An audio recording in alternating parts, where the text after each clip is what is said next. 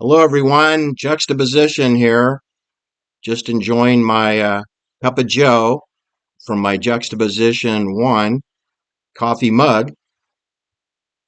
This will also hold vodka or Scotch whiskey or any adult beverage that you may choose. So you look at the link below to see how you can send some money to my P.O. Box to get one of these handsome mugs. All right, getting to today's story. It will be entitled Laureate, Sleuther, Juxtaposition. That would be me. I have bestowed upon myself laureate status to be an honored and awarded detective sleuth, which is what I am. Sort of like Frank Hardy or Joe Hardy, right? I'm a sleuther, like Detective Lieutenant Columbo, like him, right? All right. So anyway, today's video is going to focus on Telegraph Hill in San Francisco, and also Coit Tower, which was a Deco designed fire hose nozzle, which was constructed above its 285-foot tall Telegraph Hill.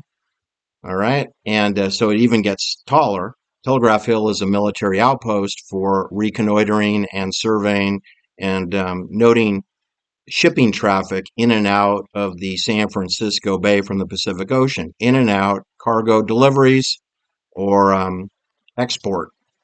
All right. Today we're going to focus on military operations which surround this port facility asset, which is what it is. Telegraph Hill is a radio frequency transmission outpost for military um, covert operations.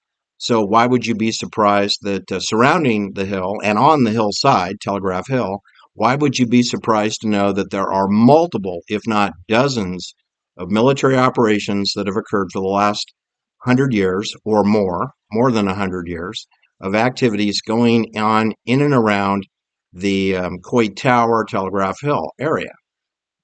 The the tower is surrounded by streets you may recognize: Market Street, scratch that. It's a Montgomery Street, Broadway, Columbus, Vallejo, Powell Street, and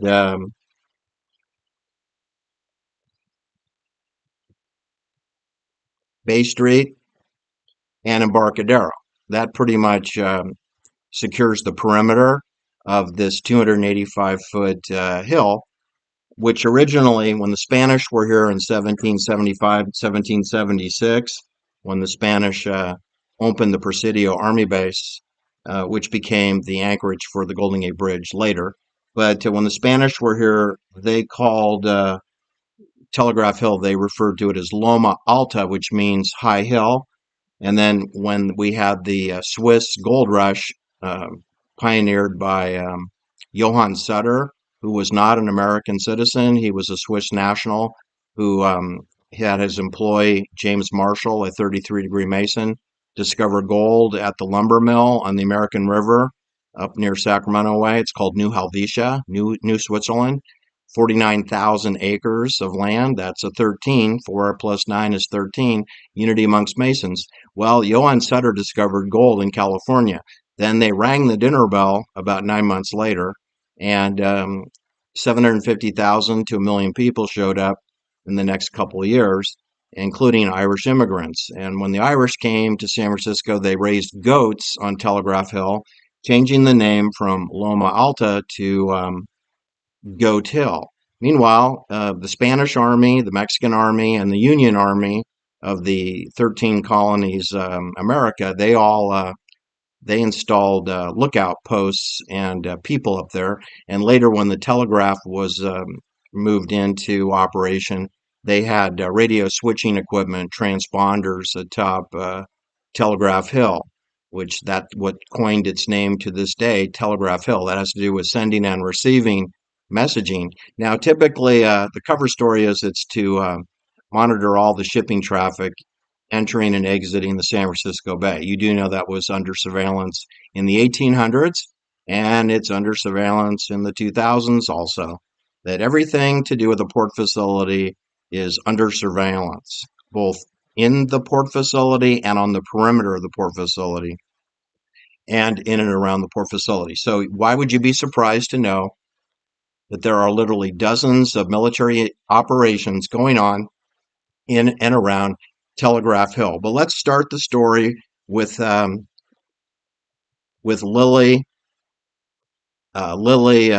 Hitchcock Coit, which is the namesake for the tower, the Art Deco tower. Elizabeth Hitchcock Coit, who goes by Lily, she was born August 23rd, 1843. She lived 86 years. She died July 22nd, 1929, just before the Great Depression, which was in October that same year. She died just 2 months before the Great Depression, and she was known as a patron of the San Francisco volunteer firefighters who worked so tirelessly to stop the fires following the 1906 earthquake there in San Francisco. And this bequest was to build and erect a tower to to symbolize the bravery of the volunteer firefighters of San Francisco. And the tower construction occurred after her death in 1932 and 1933 when we had the Great Depression. So apparently, Elizabeth Hitchcock Coit didn't lose any money in the stock market on the inheritance of her father. She is quite a character. Elizabeth, aka Lily, was born in West Point, New York in 1843. She moved with her parents from New York to San Francisco. Her father's name is Charles. He was a United States Army doctor. This makes Lily Hitchcock a Army brat. Her mother's name is Martha Hitchcock. Anyway, very quickly, she became enamored with firefighters from age 15 and liked to watch them work. And her nickname became Firebell Lil Coit. Firebell Lil was the nickname of Elizabeth Hitchcock, who later became married to a gentleman by the name of Coit. All right. So anyway, you should know that Lily Hitchcock was considered eccentric. She smoked cigars. She wore men's trousers long before it was socially acceptable for women to do so. Lily was a gambler, and she often dressed like a man in order to gain access to the male-only establishments that dotted the North Beach area of San Francisco, which is where this Telegraph Hill is located. There were numerous gambling and saloon establishments on Broadway and Columbus Street and Montgomery Street, and she would infiltrate those under the guise that she was a man with a cigar in her mouth. Her father, her father Charles, was very successful. When he died, he left a substantial inheritance to his wife and daughter, Lily. So, as a young woman, Lily and her mother, um, Martha, traveled to Europe, and return, um, upon return, Lily Hitchcock married a gentleman by the name of Howard Coit. He was also known as a caller of the San Francisco Stock Exchange during an economic boom in the 1800s. You should know that Lily separated from him, and then he died in 1885 at the age of 47. And I don't know that they were divorced yet, but anyway, I think she may have collected some money from him. In 1903, Alexander Garrett is a distant cousin of the widowed Mrs. Coit, and he arrived at her hotel room at the Palace Hotel there on Market Street, and he had a gun aiming to settle a business dispute. So there's this story of Mrs. Coit had a friend by the name of Major McClung who was present in order to deliver a message and he was shot and killed reportedly by trying to protect Mrs. Coit from the renegade Alexander Garrett. So I don't know how much of this is legend or folklore or how much is real, but it's in Wikipedia. So take it for what it's worth. Toward the end of her life, Lily Coit, or Elizabeth Hitchcock, had a long stay in Europe, but she returned to San Francisco, whereupon she died in 1929, in July 1929, before the Great Depression. She is buried at Cypress Lawn Memorial Park, which is across the street from where my grandmother and aunt and many family members, not to mention Joe DiMaggio, is buried at the Catholic Holy Cross Cemetery, which is across the street from the Cypress Lawn Memorial Park. All right, Lily or Elizabeth Hitchcock Coit was very fascinated by firefighters from a very young age. When she was 15 years old, she reportedly witnessed the Knickerbocker Engine Company Number 5 respond to a fire call on Telegraph Hill, and they had been very short-handed, and they helped get the machines and the pumps for the water up the hill and had to compete with other firefighter groups. And she was fascinated by all this. And supposedly, this was something that the firefighters noticed her and treated her as a mascot. And this is where she got that nickname. You know, this is where she got her nickname. It was coined by the volunteer firefighters as being, firefighter Lil Coit or Lil Hitchcock. All right. So what I should tell you is firefighter Lil, which inspired the name of the women's pro basketball league team known as the San Francisco Firebells. I didn't even know that. That's how clueless I am on San Francisco folklore. I don't even know if Herb Caen knows that. Anyway, long story boring is, let me tell you what's going on there.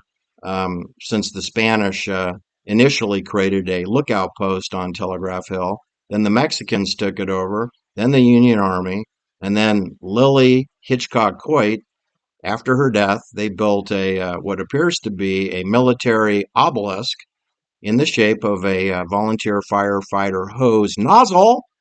And I've been up Coit Tower, I think, twice in my whole life. I've run up the hill from Broadway. Actually, I've run up the hill. I started from Montgomery Street um, at the Transamerica Pyramid. And then because of all the stoplights, I had to stop. But then once I got north of Broadway by Carol Doda's, nude dancing, I was able to actually run up all the way without stopping to Coit Tower, whereupon you have to wait your turn to get in there. And then I believe I ran up the spiral staircase in there too.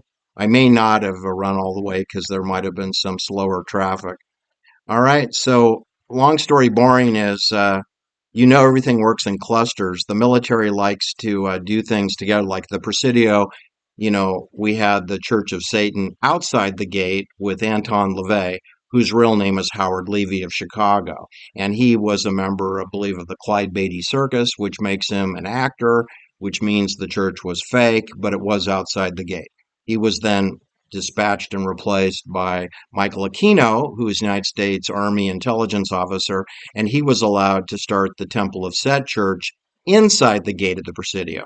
So you see, the Church of Satan, which is outside the gate, was then supplanted by Michael Aquino's operation, which is the same thing, but inside the Army base. That's why there's no crimes going on with Michael Aquino, that anything that goes on there with child molestation would be NATO satanic ritual abuse. It would have nothing to do with Michael Aquino. He doesn't run the Presidio. The Presidio is run by NATO and the Supreme Commanders in Geneva and Brussels, Belgium. So Michael Aquino does not operate satanic cult ritual inside a NATO base. All right?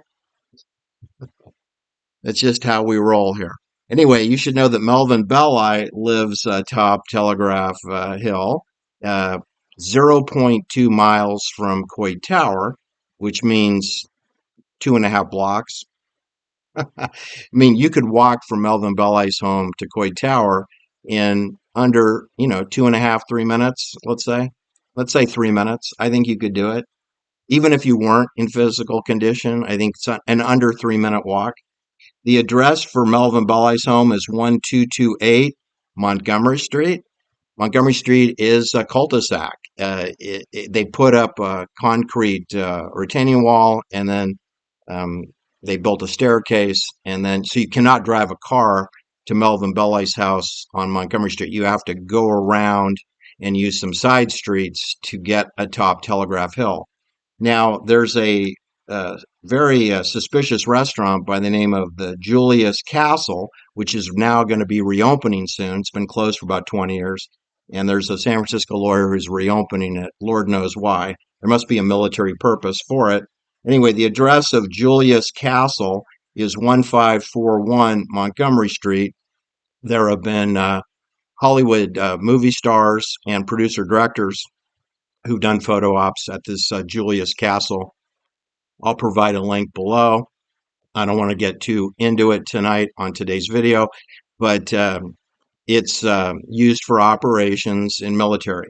And you know what else is zero point 0.2 miles away from this, from Melvin Belli's home and from the Julius Castle, is of course the MK Ultra Midnight Climax prostitution, LSD, marijuana, truth serum house, located at 225 Chestnut Street, 225 Chestnut Street, which adds up to 33.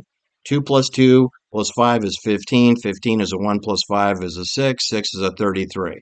Just like the Transamerica Pyramid is 600 Montgomery Street, which is 33, the highest level within obedience of the obelisk. And so too is the MK Ultra prostitution, you a Mickey house, where you have a climax and you spill your guts.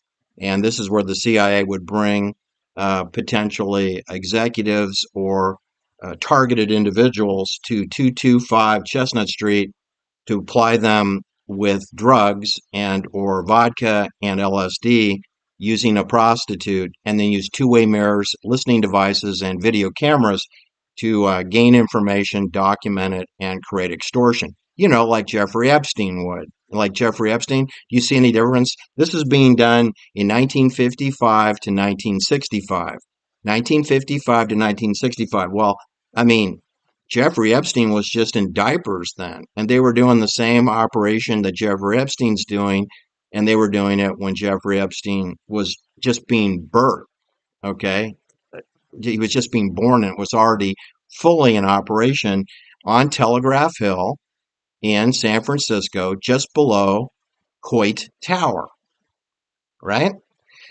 And Melvin Belli, I told you he lives at 1228 Montgomery Street.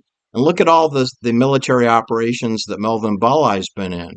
Okay, first he was representing Jacob Rubenstein, Jack Ruby, you know, from Cicero, Illinois. Chicago outfit had their own man to snuff out the life of Lee Oswald, allegedly, or to be the scapegoat for having killed Lee Oswald. I think Parkland Hospital killed Lee Oswald. But anyway, we blamed it on Jacob Rubenstein of Cicero, Illinois. You know, this is where Paul Marcinkus was. Jose Menendez worked there. This is where I'm trying to think. Sam Giancana, Oak Park is next to Cicero. So you have all these operations going on in Cicero, which would include Eva Grant, who is the older sister of Jack Ruby. And Jack Ruby and his sister Eva were involved with the Carousel burlesque club in Dallas, along with another dozen clubs, say at least 13 clubs they were involved with. And you should know that the address for Melvin Belli, which I told you was 1228, if you add those numbers together, you get 13. So Melvin Belli's home address, his residential home address, is a number 13 Unity amongst Masons. His office address, which I've been to his office, I have not been to his home, but I've been to his office, is 722 Montgomery Street, is directly across the street from Ernie's, formerly Ernie's Restaurant, and it's half a block from the Transamerica Pyramid, which is at number 33, 600 Montgomery Street. So Melvin Belli's office is in the heart of the beast. It's right at the Transamerica Pyramid, the tallest pyramid in San Francisco. His home is a number 13 home atop Telegraph Hill, just 2 blocks from Coit Tower, which is a military outpost. Okay, and Melvin Belli was involved in Star Trek. He was in an episode entitled "And the Children Shall Lead." And the Children Shall Lead. That was aired on October 11th, 1968. Nobody even knew about the My Lai massacre, but we knew that Melvin Belli played the guiding light for these children who were going to take over the Starship Enterprise and Captain Kirk. They were going to imprison Captain Kirk, and the children shall lead the Enterprise for the Federation. That was a Melvin Belli episode that aired October 11th, 1968. You should know that Timothy Leary, he had an episode in Star Trek also, and his episode aired on February 21st, 1969. Timothy Leary's Star Trek episode was entitled "The Way to Eden," quote unquote, "The Way to Eden," "The Way to Eden." That's Mr. Tune In, Turn On, Drop Out, LSD Maven of Mendacity, Timothy Leary of West Point Academy. United States Army intelligence officer Timothy Leary looking like a hippie and an LSD stoner. The man who applied Ted Kaczynski with LSD and electroshock treatment and psilocybins. Ted Kaczynski was manipulated by Timothy Leary, who was in a Star Trek episode with William Shatner that aired February 21st, 1969. Can you believe this stuff? So you know Timothy Leary is Army intelligence, right? And anyone who appears on Star Trek is going to be part of the Hollywood intelligence cult and has to have a Screen Actors Guild card to appear. So that means Timothy Leary is a Hollywood spook, and that means that he's a West Point Academy Army spook, and it means that Melvin Belli, he's a Hollywood spook also. Then he goes on to defend Alan Passaro for the murder of Meredith Hunter at the Altamont Free Concert there on the Department of Energy property. That murder occurred on December 6, 1969, and Melvin Belli immediately became Alan Passaro's lawyer. And Alan Passaro is 21 years old and doesn't have a job. He works for the Hells Angels he's the newest guy. He's the new guy in. And do you know Melvin Belli got this kid acquitted for murder? You know, there were like 100 witnesses. It was very crowded, so it's hard to tell what happened. And George Lucas, who was 24 years old, he videotaped the entire murder. And Mick Jagger would know. He was there singing, belting out Sympathy for the Devil while Meredith Hunter, age 18, wearing an avocado green Dumber Dumber tuxedo, gets bayoneted to death. And they blamed it on Alan Passaro. But he gets Melvin Belli to defend him, and he's acquitted. So no one was convicted for the murder of an 18-year-old black boy from Berkeley. Then you should know there's more. The king of torts, Melvin Belli, who is known for his famous quotations that I'll to give you a couple examples of, is that Melvin Belli interjects himself into the Zodiac killings, even though there is no Zodiac killer. But that on the last Zodiac killing officially was on October 11th, 1969, where the killing of the yellow cab driver Paul Stein at the corner of Washington Street and Cherry Street was shot down in his driver's seat position. And then 11 days later on KGO television with Walter Cronkite of CBS doing the intro on a Wednesday morning, Walter Cronkite appears to introduce Melvin Belli and Jim Dunbar on live television on a Wednesday morning, where Melvin Belli presumably is going to speak live to the Zodiac killer who calls himself Sam, which later becomes the Son of Sam. But for purposes of today's video, there was no Son of Sam yet because we're in 1969. We're on October 22nd, 1969, when Sam is pretending to be the Zodiac.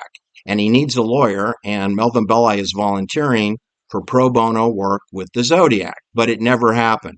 But there's Walter Cronkite introducing, being the impresario of this hoax call-in event for television on a Wednesday morning, October 22nd, 1969. And by then we knew about the My Lai massacre. We knew about the My Lai massacre on September 6, 1969, when William Cowley was arrested and taken to Fort Banning, where he was put into a general's home for the next 18 months to 2 years before he was paroled by President Nixon. Richard Nixon paroled him. Never went to the stockade, ever. And he never was under house arrest. He could go anywhere he wanted on the 40,000-acre Army base. All right. So anyway, Melvin Belli, I know I'm cutting it short here, but you got the Zodiac killings. You got the Jack Ruby pseudo defense in 1964, where he got Jack Ruby convicted, which was the plan, of course. And he's in a Star Trek episode, And the Children Shall Lead. And he lives at 1228 Montgomery Street, right above Carol Doda's strip club and the Hungry Eye, where people like Robin Williams, Whoopi Goldberg, and Woody Allen have all performed, right below where Melvin Belli resided in his home. The Operation Midnight Climax, which happened at 225 Chestnut Street, I'll provide links below, involved the idea of using prostitutes to compromise executive corporation people and to invite them back to this home, which is 6 bedrooms, so they could run multiple prostitution situations in 6 different bedrooms that all had two-way windows, and extract compromising information and using truth serum under Sidney Gottlieb's MK Ultra program. And you should know that this is part of military intelligence is, of course, to spy on people and get compromising information. And this is true now for today and the here and now, where they want to do this to the ordinary citizens. Melvin Belli, one of my favorite quotations from him was as follows, quote, there may be better lawyers than I, but so far I haven't come across them in court. The second quote is, I am not an ambulance chaser. I'm usually there before the ambulance. Melvin Belli represented Alan Passaro for the killing of Meredith Hunter at the Altamont Free Concert back in 1969 to rock out the 1960s. He was an attorney for Zsa Zsa Gabor, who I personally met. Melvin Belli was an attorney for Lana Turner. He was an attorney for Tony Curtis, who starred with Sharon Tate in Don't Make Waves. He was an attorney for Jack Ruby, got him convicted. He represented Earl Flynn. He also represented Sirhan Sirhan for being scapegoated in the murder of Robert Francis Kennedy. Melvin Belli represented Mae West. He also represented Jim Baker and Tammy Faye. Remember them? PTL, Praise the Lord Club, PTL Club. You should know that Melvin Belli represented the Rolling Stones. You should know that he certainly knew Jerry Garcia and the Grateful Dead, although he didn't represent them. They were involved with MK Ultra LSD experiments, and that's going on literally 4 blocks away from Melvin Belli's residence. So I don't know how you can disconnect him from the Grateful Dead. He knows the Rolling Stones.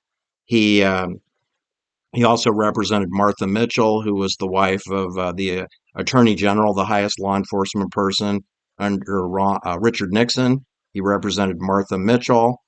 And so what I'm saying is Melvin Belli was 100% military intelligence fake lawyer.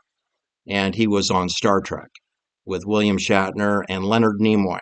How do you like them apples, right? This is all and around Coit Tower, which is a military surveillance panoramic Claridon reconnaissance hill, one of the 7 original hills of San Francisco of the 44. It's one of the 7 most important vantage points.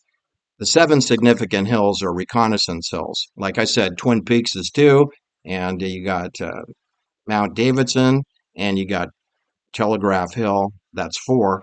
And there are other prominent hills, including Pacific Avenue in Pacific Heights, San Francisco. That's another important hill.